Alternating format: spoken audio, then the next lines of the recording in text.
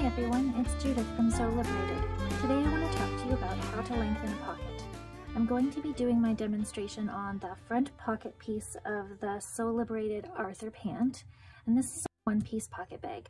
So it's an inset pocket. This is the curved edge of the pocket, and this pocket bag actually folds during the course of the construction of the pant, and this portion here makes up the pocket facing. So we have the waist, side seam, and the pocket bag.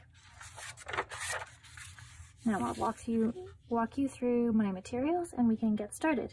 I have some rulers, I have my pattern piece, some tape, marking utensils, scissors, and I have the things that I would like to be able to fit in my pocket. So we'll start with this. I want to see if my usual phone and keys fit in the front pocket. So this might actually be a bit of a tight fit. Let's assume that I normally carry them in the same pocket, which I don't. But if I were to go on a walk and need to carry a lot of acorns, then I would want a little bit more room in this pocket. So you can see that I don't want to add any length up here. I don't want any room for the pocket opening. It's big enough for my hand, but I can add some room to the pocket here.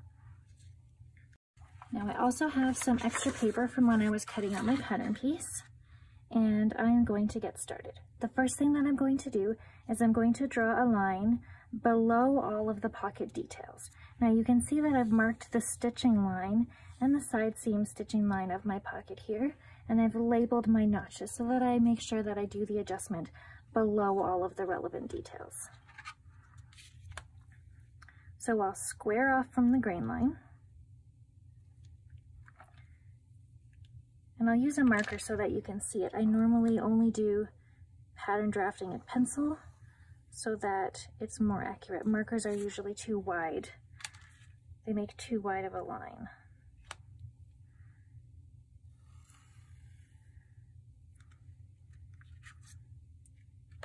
And so that's all we need to start. Now I'm going to move this piece aside and prepare the paper insert. I have my piece cut apart on the cutting line that I drew. I have my paper prepared with a grain line and two guidelines. They're parallel, they're perpendicular to the grain line, and they are 2 inches apart. We're making a 2-inch adjustment. And so the next step will be to line up the original pattern piece with the grain line and secure the top portion in place.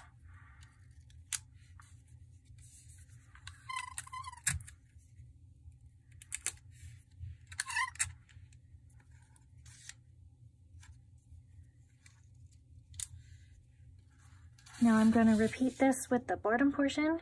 So again, lining up the grain line first, then lining up the cut line with the parallel lines that I drew and taping it in place. Before I go ahead and cut these lines here, I want to true the front pocket piece to the hip curve of my pattern piece. So I have here the side front of the Arthur pant,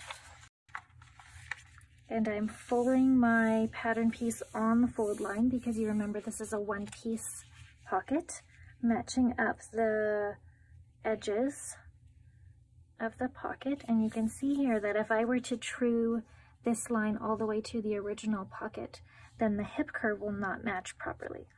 So I'm going to go ahead and extend the bottom of the pocket. You probably can't see this on camera, but I can see the pattern edge right here.